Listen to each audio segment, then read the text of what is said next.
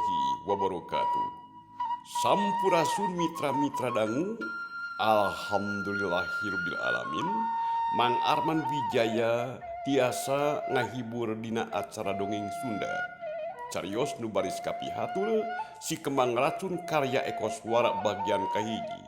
Sumangat nyangakeun wilujeng ngadedangukeun prung ah.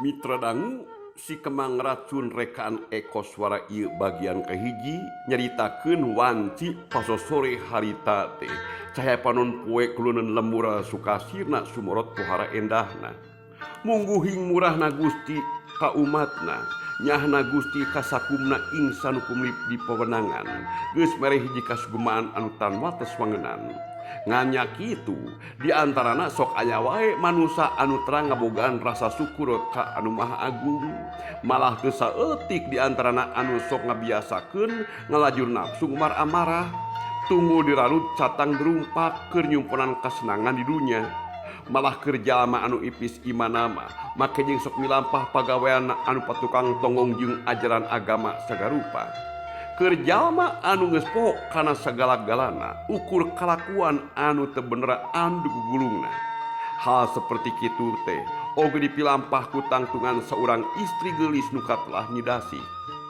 nyidasih teh saurang ranangora anu geulis mencrang jeung menor bentang lembur sukasirna geus jadi kacapangan pikeun belarea yen saurang jalma anu kalakuanna teu bener teu parok jeung batura najan matuh di pilemburan aya di pasisian kageulisan anak nyidasih memang hese keur neangan pitaningeunana lantaran pinter dangdan pinter ngareka awak ngaluis ngageulis ka nyidasih teh jadi onjoy ti wanita liana atrina soal barang pake keur nyidasih mah make anu kumaha-kumaha oge pantes bae make baju koneng mani umyang make baju hejo matak mohon nenjo make baju bodas matak waas komo lamun kahandapna make celana panjang anu ngepas mah heug upamana kaluhurna teh make kaos sasekna awak tuning matak moal bosen anu ningalikeunana ari pakulitanana teh herang ngagencelang koneng umyang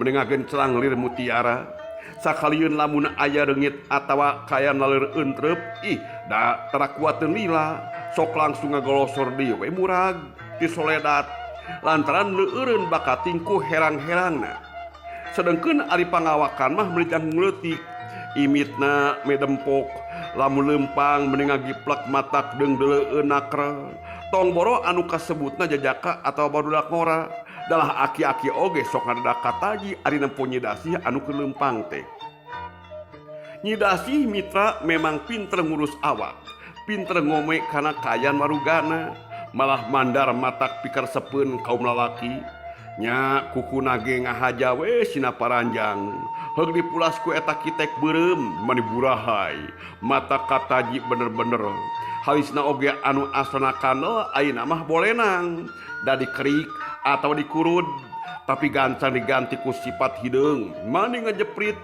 panonna anu geus kaen curleuk kayan tambah bolotot lantaran telat make shadow ari pipina teh meuni kempot siga aya liang unur-unuran sedengkeun gadona mah merenah we lamun disebut nog sapotong teh mani ngagayot ku ayana nyidasih anu geulis jeung pinter dina ngareka awak barjeng kalakuanna ge resep mikat kaum lalaki nya ieu geus ngalantaran ke lalaki loba anu kaperdaya boh jajaka boh duda malah anu kasebut geus rimitan boga anak pamajikan oge loba anu ngadadak resepeun jeung bogoheun ka nyidasih sigana lamun teh mah aya lalaki anu teresep atawa tebogoh ka nyidasih bentang lembur sukasirna bener disebutkeun eta lalaki teh kurang normal mitra dangu lamun aya lalaki dikeletan ku nyidasih boh anu masih kenel lengohan jajaka atawa duda oge anu geus boga pamajikan diantarana aya anu geus boga incu sagala nada sok ngadedak katarik ati kagembang kabanang ku nyidasih nyata ku pamake nu hade ku kalakuan nu sakapeung mah kasebutna teh ludeungan jeung minculak teu saeutik lalaki anu poho ka anak pamajikanana alatan kaedanan kunyidasi. Ari kaum istri kalolobana mah pohara ngewaeunana, pohara teu resepunana kana kaen nyidasih teh disebut oge tukang rebut, tukang ngarampas salaki. Pantes ari kitu oge keur nyidasih madapon kahirupanana teh pinanggih jeung kasugemaan jeung kasenangan. Ih dadaek we ngalanan anu boga pamajikan oge nyidasih mah teu panang bulu kadu dahayu kajajaka komo kanu boga pamajikan oge ahkeun bae anu penting mah sugema jeung pinanggih bagja. Komo lamun bar jeung kaen loba duit nama eueuh ti dituna lamun kudu ditampik atawa kaen teu ditarima teh. Kana rumah tangga geus embungeun nyidasi teh bangun anu kapok pikeun boga di salaki. Sungkan lamun kudu ngabogaan panutan anu sajati teh. Bohongan cenah ge lalaki mah tukang ngabohong, tukang nyeri kayan tara ngaji perasaan, tara ngarasakeun kana katugenah pamajikan.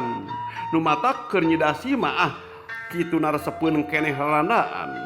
Keur nyidasi mah gampang neangan rejeki, oge gampang neangan duit jadi randa mah.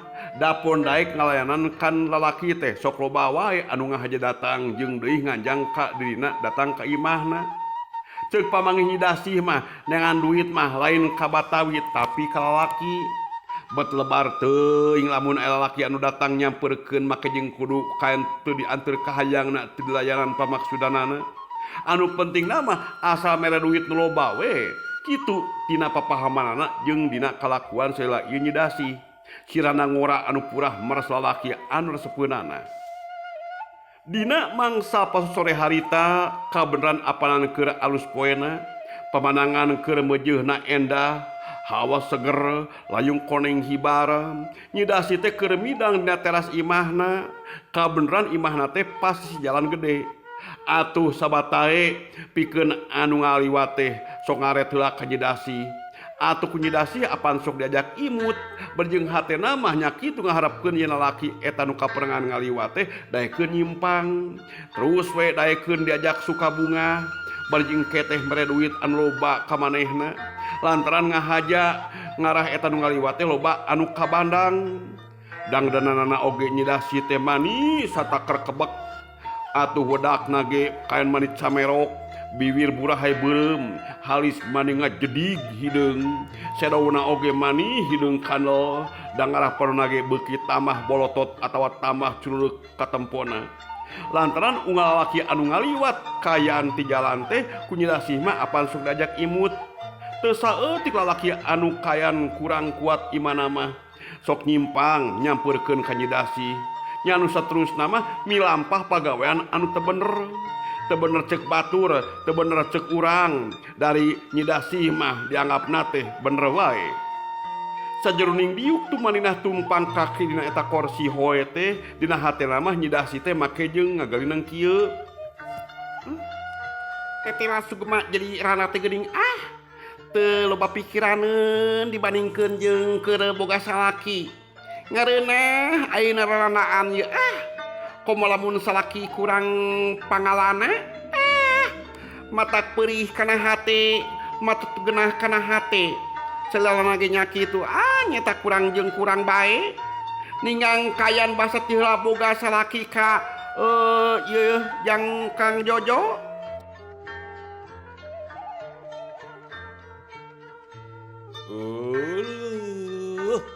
Waktos dage parantos CF gedingan mitra-mitra dangu rupina dongeng Sunda garapan Mang Arman Wijaya dina cariyos si Kemang Racun bagian kahiji urang cekap kedeui ka dieu heulanya ke dina bagian kadua urang teraskeun deui.